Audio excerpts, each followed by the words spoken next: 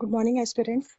इस वीडियो में हमने जनरल स्टडीज 1 का फुल सिलेबस देखा था, detail syllabus for mains examination. इस वीडियो में हम general studies 2 and general studies 3 का डिटेल सिलेबस देखेंगे। आगे बढ़ने से पहले अगर आपने मेरा पिछला वीडियो नहीं देखा होगा तो प्लीज़ आप पहले वो वीडियो देख लीजिए, क्योंकि उसमें प्रीलिम्स का डिटेल सिलेबस प्लस प्रीलिम्स का डिटेल सिलेबस उसके साथ ही जे स्टडीज 1 का डिटेल सिलेबस एक्सप्लेन किया गया है। इस वीडियो में हम देखते हैं general studies 2, that is paper 3, इसका डिटेल्ड सिलेबस। तो जनरल स्टडीज 2 कवर करता है governance, constitution, polity, social justice and international relations. ये एक हेडिंग होती है, इसके अंदर यूपीएससी ने बाइफर्केशंस दिए हुए हैं कि आपको ये टॉपिक्स पढ़ना बहुत ज्यादा जरूरी है। तो गवर्नेंस गवर्नेंस क्या होता है? ये एक एक्शन होता है या फिर इसे कहिए कि एक मैनर होता है जिससे हम किसी स्टेट को या फिर किसी एक कंट्री को गवर्न करते हैं, जिससे हम एक कंट्री को या फिर एक स्टेट को चलाते हैं, उसे गवर्नेंस कहते हैं। कॉन्स्टिट्यूशन तो आपको पता ही है। अब कंट्रीज बेस्ड ऑन कॉन्स्टिट्यूशन, यानी हमारी कंट्री एक कॉन्स्टिट्यूशन को फॉलो करती है। देन वी हैव पॉलिटी, कि हमारी इंडिया की पॉलिटी कैसी है। सोशल जस्टिस में हमने क्या क्या किया है हम वो कवर करेंगे, सोशल जस्टिस में क्या क्या एस्पेक्ट्स आते हैं वो। एंड देन इंटरनेशनल रिलेशंस, ये सारे टॉपिक्स हमको पेपर 3 के लिए पढ़ना होता है। Then we have first here, इस हेडिंग के अंदर हमें पहले पढ़ना है इंडियन कॉन्स्टिट्यूशन। हमारा इंडियन कॉन्स्टिट्यूशन कैसा है, उसके हिस्टोरिकल अंडरपिनिंग्स क्या है, मतलब हमारा कॉन्स्टिट्यूशन कैसे बनाया गया है, किसने बनाया गया है, क्या क्या कॉन्ट्रीब्यूशंस रह गए हैं, और हमें कॉन्स्टिट्यूशन बनाने की क्यों जरूरत पड़ी थी। वो सब हिस्टोरिकल अंडरपिनिंग्स में आते हैं। Then we have evolution of the constitution, कि हमारे कॉन्स्टिट्यूशन का इवोल्यूशन क्या हुआ, उसके फीचर्स क्या है, क्या क्या अमेंडमेंट्स किए गए हैं हमारे कॉन्स्टिट्यूशन में। देन उसके सिग्निफिकेंट प्रोविजंस क्या है एंड बेसिक स्ट्रक्चर। हमने ये बहुत बार सुना है कि हम कभी इंडियन कॉन्स्टिट्यूशन का बेसिक स्ट्रक्चर चेंज नहीं कर सकते। वो क्यों नहीं कर सकते, क्या रीजन है, क्यों ऐसा हमारा स्ट्रक्चर, मतलब कॉन्स्टिट्यूशन का बेसिक स्ट्रक्चर ऐसा बनाया गया है, वो सब हमें पढ़ना, हमें जानना बहुत ज्यादा जरूरी है। Then we have next functions and responsibilities of the union and the state. Union government के और स्टेट गवर्नमेंट के क्या क्या फंक्शंस है, क्या क्या रिस्पॉन्सिबिलिटीज है, क्या क्या इश्यूज है उससे रिलेटेड चैलेंजेस क्या क्या है to the federal structure. Challenges pertaining to the federal structure. Pertaining का मतलब होता है कोई चीज को अप्लाई करना किसी एक पर्टिकुलर सिचुएशन में, एक पर्टिकुलर दिए हुए टाइम पे। तो क्या क्या चैलेंजेस आए हैं एक पर्टिकुलर सिचुएशन में। फेडरल स्ट्रक्चर का मतलब होता है सेंटर और स्टेट में हम पावर को कैसे डिवाइड करते हैं, उसे हम फेडरल स्ट्रक्चर करते हैं। तो क्या क्या चैलेंजेस रहे होंगे उस टाइम पे कि सेंटर में और स्टेट में पावर्स कैसे हमने डिवाइड किया है, हमें उसके बारे में पढ़ना है। Devolution of power and finances up to local levels and challenges there, कि सेंटर पे हमने पावर एंड फाइनेंसेस को कैसे बांटा है और स्टेट में हमने कैसे बांटा है, इसके बारे में हमें पढ़ना है। और ये फाइनेंसेस और पावर लोकल लेवल तक कैसे जाते हैं और उनको लोकल लेवल तक पहुंचाने तक क्या क्या चैलेंजेस आते हैं, हमें वो भी पढ़ना है। Then we have next separation of powers between various organ dispute, redressal mechanisms and institutions. सब यहाँ पे रेड्रेसल मैकेनिज्म का मतलब होता है, ये एक तरह का, जैसे अगर किसी दो स्टेट्स में या दो रीजन्स में डिस्प्यूट होते हैं, तो ये एक प्रोसीजर बनाया जाता है जिसे रिजॉल्व करने में, जो भी डिसएग्रीमेंट्स होते हैं उन दो पार्टीज के बीच में, उसे रिजॉल्व करने में एक ऑर्गेनाइजेशन या फिर एक मैकेनिज्म बनाया जाता है। तो उस प्रोसीजर के पावर को कैसे सेपरेट किया गया है, उससे रिलेटेड ये रेड्रेसल मैकेनिज्म बनाया जाता है, कि अगर किसी दो स्टेट्स में कोई बातें हो गई, तो उसे रिजॉल्व करने के लिए क्या मैकेनिज्म यूज किया जाता है और उससे रिलेटेड हमारे यहाँ पे कौन से इंस्टीट्यूशंस है, हमें वो पढ़ना है। Then we have comparison of the Indian constitution scheme with that of the other country. हमारे जो भी कॉन्स्टिट्यूशन की स्कीम्स है वो हमारा कॉन्स्टिट्यूशन एक इतना बड़ा कॉन्स्टिट्यूशन है कि ये वेरियस वेरियस, जब कॉन्स्टिट्यूशन बनाया गया है तो कॉन्स्टिट्यूशन मेकर्स ने बहुत सारे अदर कंट्रीज के कॉन्स्टिट्यूशन पढ़े हैं, फिर उन्होंने जो जो प्रोविजंस दूसरे कंट्रीज में है उन्हें ऐसा लगे कि वो प्रोविजंस हमारे कंट्रीज में भी रहना चाहिए, तो उन्होंने हर एक कॉन्स्टिट्यूशन से कोई चीज उठा के हमारा कॉन्स्टिट्यूशन बनाया है। फॉर एग्जाम्पल अगर आप देखोगे तो हमारा जो कॉन्स्टिट्यूशन है वो फ्रांस के कॉन्स्टिट्यूशन के फेडरल सिस्टम से बहुत मिलता है। फ्रांस में भी ऐसा ही है कि वहाँ पे भी पावर सेंटर में और रीजन में बटा हुआ है। सेम हमारे यहाँ पे भी वैसा ही है। हमारा भी कॉन्स्टिट्यूशन एक फेडरल स्ट्रक्चर पे बेस्ड है, जहाँ पे पावर स्टेट पे और सेंटर में डिवाइड होता है। तो हमें हमारा कॉन्स्टिट्यूशनल जो हमारी स्कीम है वो हमें दूसरे कंट्रीज के साथ भी कंपेयर करना है। जैसे कि हम फ्रांस के साथ कंपेयर करेंगे, हम रशिया के साथ कंपेयर करेंगे, फिर हम देखेंगे कि यूएसए में भी कैसा कॉन्स्टिट्यूशन फॉलो होता है, वहाँ पे कैसा सिस्टम फॉलो होता है। ये सब भी जानना हमारे लिए बहुत ज्यादा जरूरी है। Then we have parliament and state legislatures, structure, functioning, conduct of business, powers and privileges, and issues arising out of this. फिर हमें पार्लियामेंट, हमारा पार्लियामेंट कैसे चलता है, हमारे स्टेट लेजिस्लेचर कैसे चलते हैं, उनका स्ट्रक्चर क्या होता है, फंक्शनिंग कैसी होती है उनकी, वो लोग हम पार्लियामेंट के सेशंस कैसे कंडक्ट करते हैं, जो हमारे एमपीज और एमएलएज है उनके पावर्स एंड क्या प्रिविलेजेस होते हैं, और इनके साथ साथ जो भी वहाँ पे इश्यूज अराइज होते हैं हमें उनके बारे में भी पढ़ना होता है। Then we have structure, organisation and functioning of the executive, judiciary, ministries, and department of government, pressure groups, and formal informal associations, and their role in the politics. Now, structure, organization, and functioning of the executive. Executive का meaning वो होता है जो plans को बनाता है और उन्हें मैनेज करता है। सो इसका मतलब है एग्जीक्यूटिव, ठीक है, जो प्लान्स बनाएगा और उसे मैनेज करेगा। जुडिशियरी हमारा होता है जैसे जो जो एक ग्रुप होता है, जैसे जजेस का एक ग्रुप होता है, ठीक है, या फिर ऐसे कह सकते हैं हम कि ग्रुप ऑफ जजेस जो भी डिसीजन लेते हैं या उनके अंदर जो पावर्स एंड प्रिविलेजेस होते हैं, हमें उनके बारे में भी पढ़ना पड़ता है कि हमारा जुडिशियरी सिस्टम कैसा काम करता है, हमारा एग्जीक्यूटिव सिस्टम कैसा काम करता है। इसके साथ साथ हमारे पास एक और सिस्टम, एक और होता है, जैसे ये हमारे पास एग्जीक्यूटिव एक है हमारे पास जुडिशियरी, एंड एक है हमारे पास लेजिस्लेटिव। लेजिस्लेटिव यहाँ पे दिया गया नहीं है, बट हमें लेजिस्लेटिव पढ़ना होता है। लेजिस्लेटिव का मतलब होता है the one who makes and manages law, ठीक है। ये तो प्लान्स बनाते हैं और उन्हें एग्जीक्यूट करने का काम करते हैं। लेजिस्लेटिव लॉज बनाते हैं, ठीक है, लॉज बनाना एंड उसे मैनेज करना, ये सब काम लेजिस्लेटिव के होते हैं। और जुडिशियरी के होते हैं कि उन सब उसे जुडिशरी मतलब लॉ के हिसाब से उन्हें प्रोटेक्ट करना, और प्रोटेक्शन में क्या क्या उनके प्रिविलेजेस होते हैं, क्या क्या उनके पावर्स होते हैं, वो सब भी हमें पढ़ना बहुत ज्यादा जरूरी है। देन वी हैव, हाँ, तो हम ये वाले पॉइंट पे थे, स्ट्रक्चर, उनका स्ट्रक्चर कैसा होता है एग्जीक्यूटिव का, ऑर्गेनाइजेशन कैसा होता है, उनकी फंक्शनिंग कैसी की थी, एग्जीक्यूटिव, जुडिशरी, प्लस इसके साथ हमें लेजिस्लेटिव भी पढ़ना होता है। जैसे मैंने आपको बताया था कि लेजिस्लेटिव भी एक इंपॉर्टेंट पार्ट होता है पढ़ना। Ministries and department of the government, government के मिनिस्ट्रीज और डिपार्टमेंट्स क्या क्या होते हैं, उनके प्रेशर ग्रुप्स क्या होते हैं, फॉर्मल एंड इनफॉर्मल एसोसिएशंस, और उनका रोल क्या होता है पॉलिटी में, ये सब भी हमें पढ़ना है। Then we have salient features of representation of peoples act. जो पीपल्स एक्ट हुआ था 1950 1951 का, हमें उसके भी बारे में डिटेल में पढ़ना है कि peoples representation of peoples act क्या है। हम में से बहुत लोगों को रिप्रेजेंटेशन ऑफ पीपल्स एक्ट नहीं पता है, but this is really important, ठीक है। पीपल्स एक्ट में क्या हुआ था, क्या नहीं, उसके साइलेंट फीचर्स क्या है, साइलेंट एस्पेक्ट्स क्या है, ये सब हमें पढ़ना बहुत ज्यादा जरूरी है। Then we have appointment to various constitutional post, powers, functions and responsibilities of various constitutional bodies। जो भी हमारे various constitutional bodies है, ठीक है, वह constitutional post है, जैसे MLAs, MPs, ठीक है, ministers, then we have the prime minister, the president, then we have the speaker of the Lok Sabha के स्पीकर, राज्यसभा के स्पीकर, हमें इन सब के बारे में पढ़ना है।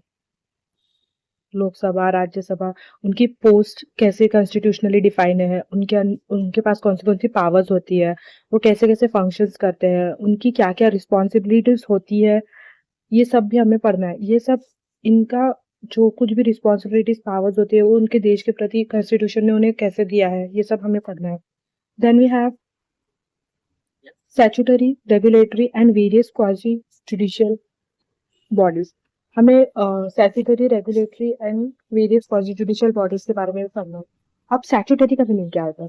स्टैट्यूटरी एक बॉडी होती है या फिर एक ऑर्गेनाइजेशन होता है जिसे हम लॉ से बनाते हैं, अपनी मर्जी से नहीं बनाते हैं हम इसे। एक कोई लॉ होता है उसे हम पास करके एक स्टैट्यूटरी बॉडी बनाते हैं। स्टैट्यूटरी बॉडी के पास अथॉरिटी होती है कि वो कुछ लेजिस्लेटिव या लेजिस्लेशन को इम्प्लीमेंट करे, यानी अगर कोई लॉ है तो हमें उनको उन स्टैट्यूटरी बॉडीज के पास वो अथॉरिटी होती है कि वो उन्हें इम्प्लीमेंट कर सकता है। ठीक है। रेगुलेटरी बॉडीज वो होती है जो कोई रेगुलेट करता है, जो हमारे डेली एस्पेक्ट्स के लिए बहुत ज्यादा जरूरी होता है। जैसे RBI, for example I am giving you just an example. RBI हमारे यहाँ का करेंसी रेगुलेट करता है। ठीक है। आरबीआई अपने वेरियस मॉनेटरी इंस्ट्रूमेंट्स यूज करता है, ये हमें सबको पता है।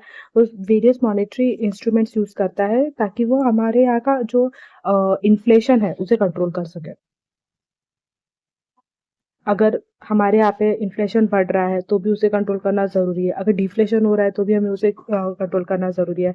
RBI time to time liquidity infuse करता है हमारे सिस्टम में, या फिर अगर उन्हें उसे लगता है कि पैसा बहुत ज़्यादा सर्कुलेट हो रहा है तो उस लिक्विडिटी को वो विड्रॉल भी कर लेता है। ठीक है। तो RBI is the regulatory body of regulatory body of liquidity in our country. ठीक है। तो ऐसी बहुत सारी रेगुलेटरी बॉडीज है जिनके पास अपनी एक पावर एंड प्रिविलेजेस होती है कि वो किस तरीके से हमारे कंट्री में बहुत सी चीजें मैनेज कर सकते हैं, हमें उनके बारे में पढ़ना है। Then we have various quasi judicial body.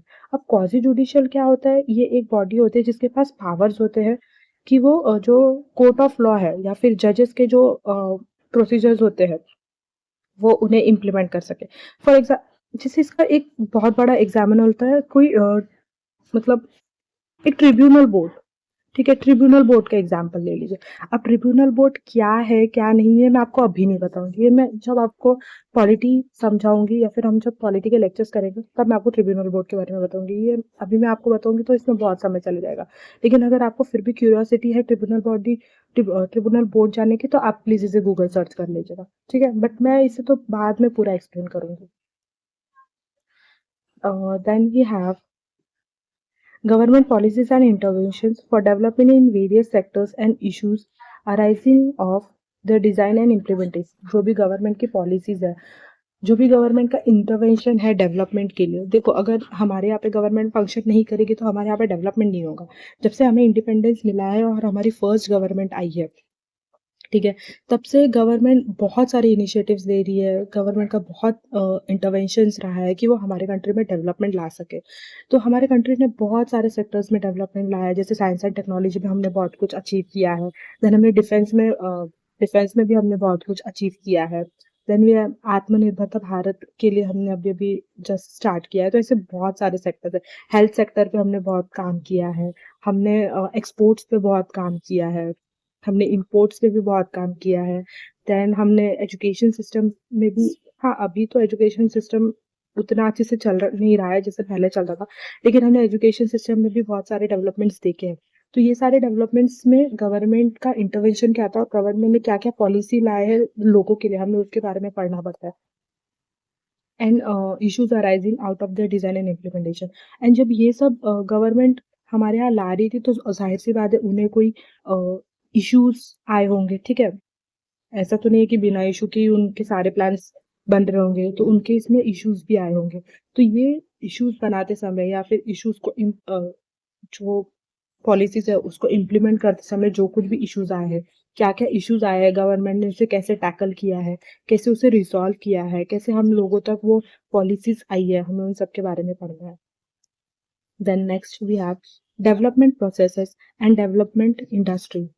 यानी डेवलपमेंट के प्रोसेसेस क्या क्या है और हमारे यहाँ पे क्या क्या डेवलपमेंट इंडस्ट्री है। जैसे the role of non government organisation, self help groups, various groups and association various groups and associations, जो भी हमारे डोनर्स है, चैरिटीज है, institutional and other stakeholders, ये सब हमें पढ़ना है। हमें नॉन गवर्नमेंट ऑर्गेनाइजेशन के बारे में पढ़ना है, सेल्फ हेल्प ग्रुप्स के बारे में पढ़ना है, एसोसिएशन ग्रुप के बारे में पढ़ना है, डोनर्स के बारे में पढ़ना है, charities, institutional and other stakeholders, जो भी इसके अलावा कोई अदर स्टेक होल्डर्स है हमें उसके बारे में भी पढ़ना है। Then we have welfare schemes for vulnerable sections of the population by the centers and states and the performance of these schemes।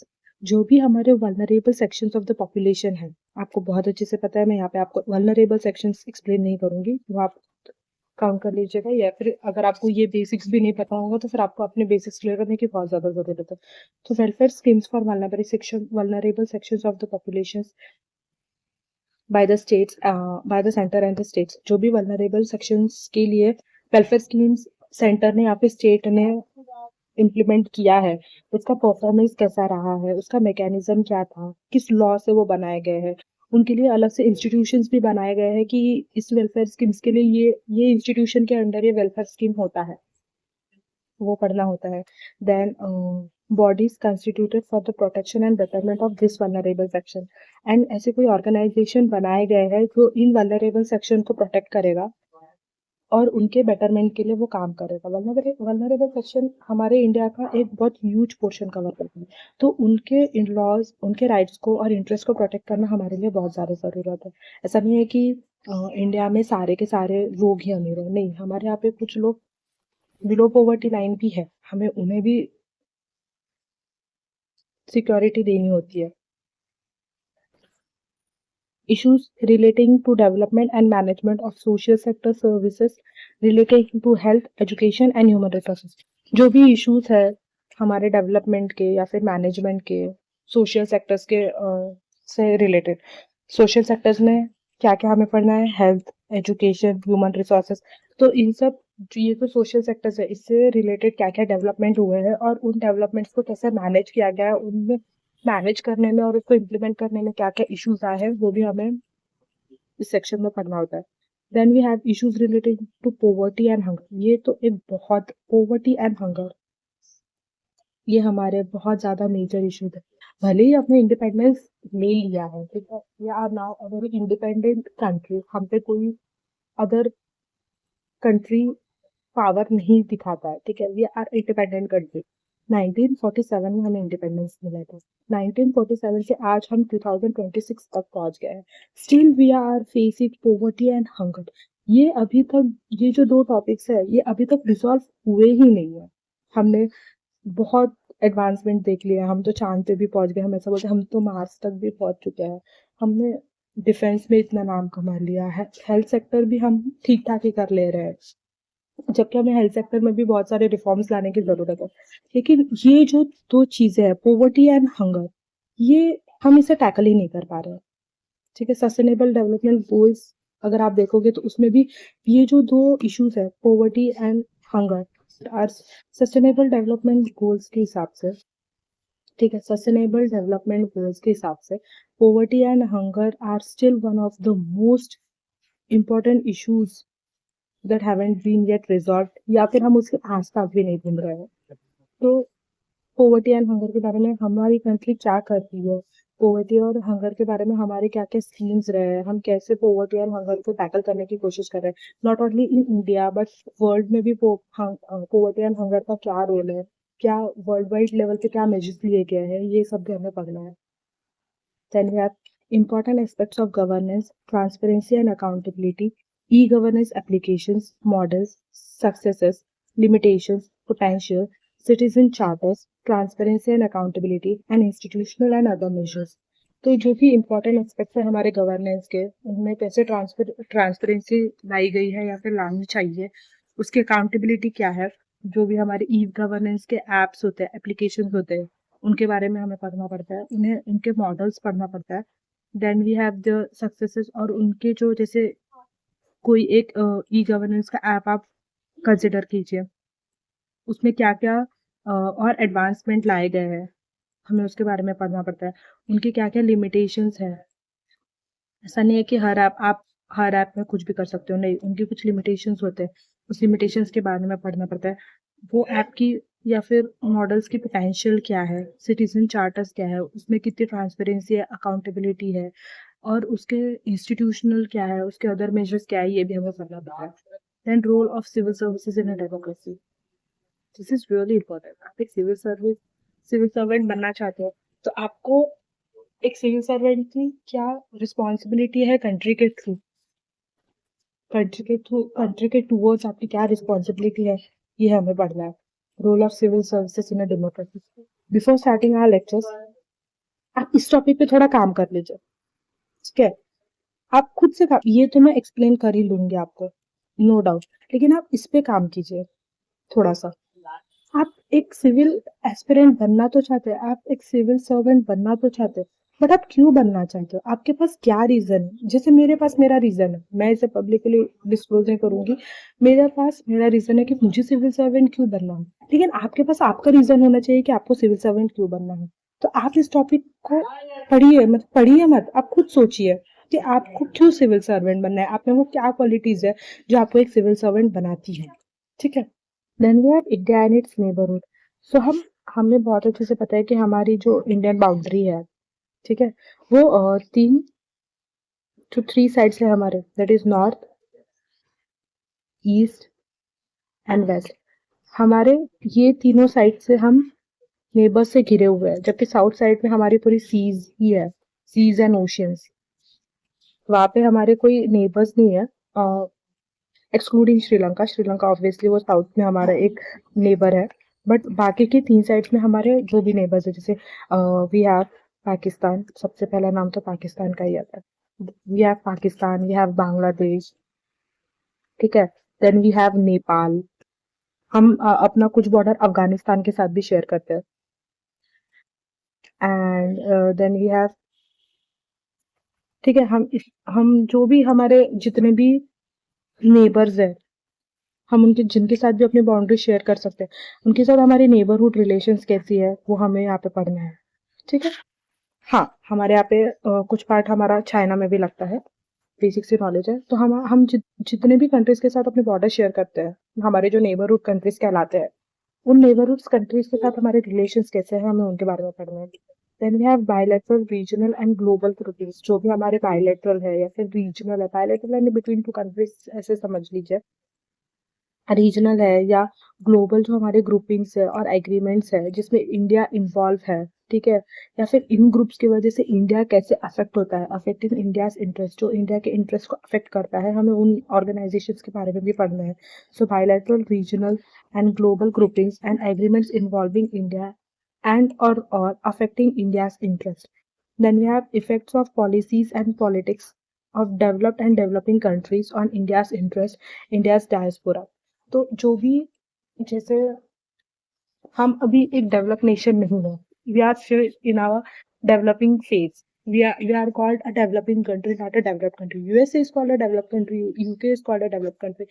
तो ये जो डेवलप्ड कंट्रीज है, उनकी कुछ पॉलिसीज होते हैं, ठीक है, पॉलिसीज कह दीजिए या उनकी जो पॉलिटिक्स है, वो हमारे कंट्री के इंटरेस्ट को कैसे हैम्पर करती है या फिर कैसे अफेक्ट करती है, उन उन पॉलिसीज का हमारे इंडिया पे क्या असर पड़ता है, हमें उनके बारे में पढ़ना है। और India diaspora, Indian diaspora, diaspora का मतलब होता है कि जो हमारे यहाँ के लोग हैं, जो दूसरे कंट्री में रहते हैं, हमारे यहाँ से जो दूर है, जैसे फॉर एग्जाम्पल हमारे इंडिया के कुछ लोग यूएसए में रहते हैं, तो यूएसए में उनका मूवमेंट कैसा है, मतलब वो कैसे रह रहे हैं, क्या कर रहे हैं, क्या नहीं कर रहे हैं, हमें उनके बारे में भी पढ़ना जरूरी है। तो आखिरकार वो है तो इंडियंस ही, ठीक है, तो उनको वहां पे भी सिक्योरिटी मिलनी चाहिए। ऐसा नहीं कि उनपे हम कोई भी अत्याचार कर रहे हैं, नहीं, हमें उनके बारे में भी पढ़ना है कि वो लोग वहाँ कैसे रह रहे हैं, उनके लिए क्या लॉज बनाए गए हैं, या फिर हमारे कंट्री में जो बाहर से लोग आते हैं, हम उन्हें कैसे प्रोटेक्ट करते हैं, ये सब हमें पढ़ना होता है।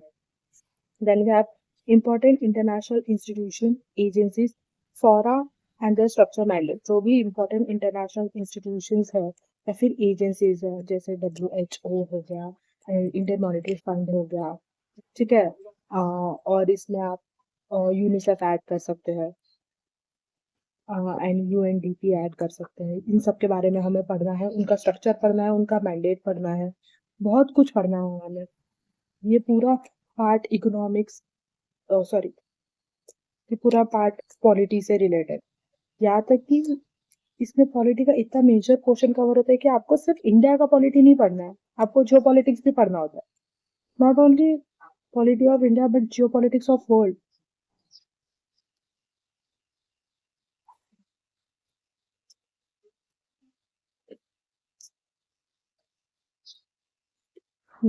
तो आपको जियो पॉलिटिक्स पढ़ना होता है कि पूरे होल ग्लोब का पॉलिटिक्स कैसे चलता है, कैसे काम करता है, उससे इंडिया पर क्या हम पर होता है, इंडिया पे क्या उसके इफेक्ट्स पड़ते हैं, ये सब हमें पढ़ना है। क्योंकि जियोपॉलिटिकली अगर किसी एक कंट्री में कुछ हो रहा है तो इसका मतलब ये नहीं कि दूसरे कंट्रीज पे असर नहीं होता है। ऑब्वियसली हमारे यहाँ पे भी उसका इफेक्ट देखने मिलता है। फॉर एग्जाम्पल आप अभी का करंट सिचुएशन ले लीजिए, अभी जो ईरान यूएसए वॉर चल रहा है, ठीक है, ईरान इजराइल यूएसए वॉर चल रहा है। आपको बहुत अच्छे से पता है कि हमारे रिलेशन ईरान से अच्छे हैं। वार भले ही इन दोनों में चल रहा है, लेकिन क्या दूसरी कंट्रीज इससे अफेक्ट नहीं हो रहा है? आप खुद सोचिए। हमारी कंट्री भी बहुत लार्ज से अफेक्ट हुई है। जो ऑयल हमें ईरान से आता है, या फिर जिसे हम कच्चा तेल कहते हैं, ठीक है, जो हमारे पास जो भी है, जो हमारे यहाँ ऑयल सप्लाई होता है ईरान से, वो वॉर के चलते अभी यहाँ पे सप्लाई नहीं हो रहा है। तो क्या हमारे यहाँ इफेक्ट नहीं? ऑब्वियसली हमारे यहाँ पे उसके इफेक्ट देखने मिले। हमारे यहाँ पे गैस सप्लाई कम हो चुका है। भले ही हमारे पास अभी फिलहाल पेट्रोल एंड डीजल का बफर है, लेकिन कुछ टाइम के बाद तो ये भी नहीं देखने मिलेगा अगर ये वॉर रुका नहीं तो। आपको बहुत अच्छे से पता है कि जो कमर्शियल गैस है, कमर्शियल गैसेस जो प्रोवाइड की जाती है कंपनीज को एंड इंडस्ट्रीज को, वो फिलहाल बंद है। अभी तो मैंने कुछ टाइम पहले एक रील भी देखा था कि गुजरात में कुछ 44 या 45 कर इंडस्ट्रीज, जो टाइल्स की इंडस्ट्री, अब हमारे यहाँ पे गुजरात की टाइल्स बहुत फेमस है, तो वो टाइल्स में प्रतिदिन 10,000 टन के आसपास गैस का सप्लीमेंट लगता है। वो सप्लीमेंट उनको वहां पे नहीं मिलने के कारण ये 45 इंडस्ट्रीज को शट डाउन किया गया है फॉर अ लिमिटेड पीरियड, जब तक गैस अवेलेबल नहीं हो जाता। लेकिन इन 45 कंपनीज में जो इतने लोग काम करते थे, ठीक है, जिनका लाइवलीहुड चलता था, यहाँ पे कुछ लेबर्स थे, कुछ मैनेजर्स थे, बहुत वहाँ का वर्क लेबर का काउंट बहुत ज्यादा होगा 45 इंडस्ट्रीज का। तो सोचिए इन सब के घर पे फिलहाल सैलरी जाना बंद हो चुकी है, ठीक है। तो हमारे यहाँ पे लोग अफेक्ट हुए हैं ना, तो हमें जियो पॉलिटिक्स पढ़ना जरूरी है। जैसे अभी हम कहते हैं, हम हमारी गवर्नमेंट कहती है कि पेट्रोल और डीजल की फिलहाल कोई कमी नहीं है, और गैस तो अभी डोमेस्टिकली अवेलेबल है, ठीक है। हम बहुत अच्छे से समझ गए कि हमारे पास गैस डोमेस्टिकली अवेलेबल है, लेकिन जिनके घर पे पैसे ही नहीं है वो कैसे पैसे चलाएंगे? जैसे अभी ये 45 इंडस्ट्रीज बंद हो चुकी है। अब इन 45 इंडस्ट्रीज में काम करने वाले जो लोग हैं, उनके पास तो एक ही सोर्स ऑफ इनकम होगा ना, यानी वो तो एक ही जगह पे जॉब कर रहे होंगे, वो कोई और जगह पे तो जॉब कर नहीं रहे होंगे, तो उनकी तो इनकम फिलहाल बंद है, ठीक है। भले अभी कुछ ज्यादा टाइम नहीं होगा, लेकिन आप सोचिए कि अगर ये वॉर 3-4 महीने चला और यहाँ पे 3-4 महीने ये इंडस्ट्री चालू ही नहीं हुई, तो इनके यहाँ पे 3-4 महीने पैसे कहाँ से आएंगे? और पैसे आके क्या मतलब है? गैस लेके क्या मतलब है जब उनके यहाँ पे पैसे ही नहीं रहेगा, ठीक है। तो दिस इज रियली इंपॉर्टेंट, इसके बारे में भी सोचना चाहिए। There is a lot of things going on in geopolitics, तो हमें उन सबके बारे में पढ़ना है, उन सब पे ध्यान देना है, उसके मेजर्स देखना है, उसे कैसे इम्प्लीमेंट करना है, वो सब देखना है, ठीक है। Then next we have, okay, यहाँ पे हमारा पेपर 3 का सिलेबस खत्म होता है, तो हमें पेपर 4 अभी देखना चाहिए या हम कल देखें, क्योंकि इसमें भी बहुत कुछ है। अच्छा एक काम करते हैं, अभी तो फिलहाल मैं ये अपलोड कर देती हूँ पेपर 3, पेपर 4 हम शाम में देखते हैं। पेपर 3 मैं अभी अपलोड कर दूंगी, ठीक है, ये अभी अपलोड हो जाएगा तुरंत। एंड पेपर 4 हम या तो आज इवनिंग में देखते हैं या फिर हम कल देखते हैं, क्योंकि ये वीडियो ऑलरेडी बड़ा हो चुका है, ठीक है। आप ये वीडियो देखने से पहले इसके पहले का जो भी था सिलेबस, आप उस पर भी एक बार नज़र डाल दीजिए। एंड इफ अगर आपने मुझे सब्सक्राइब नहीं किया है तो सब्सक्राइब कर लीजिए। एंड अगर आपको कोई भी क्वेरीज होगी तो आप मुझे डायरेक्टली इंस्टाग्राम पे मैसेज कर सकते हैं। मेरी इंस्टाग्राम की आईडी है सिविल सर्विसेज 1219। इस नोटिफिकेशन की पीडीएफ, ये नोटिफिकेशन 2026 का है, इसकी पीडीएफ मेरे टेलीग्राम चैनल पर अपलोड हो चुकी है ऑलरेडी। अगर आपने मेरे टेलीग्राम चैनल को ज्वाइन नहीं किया है तो प्लीज ज्वाइन कर लीजिए। तो फिर फिलहाल अभी कोई मेंबर्स नहीं है, I am already the single member of that group. आप ज्वाइन कर लीजिए, आपको पीडीएफ आप मिलती रहेगी, कंटेंट आपको मिलता रहेगा। एंड अगर आपने मुझे सब्सक्राइब नहीं किया है अभी तक, please do subscribe my channel and keep preparing. मैं आपको शाम में ये वीडियो अपलोड कर दूंगी पेपर 4 का, या फिर ये वीडियो आपका कल अपलोड हो जाएगा। Thank you.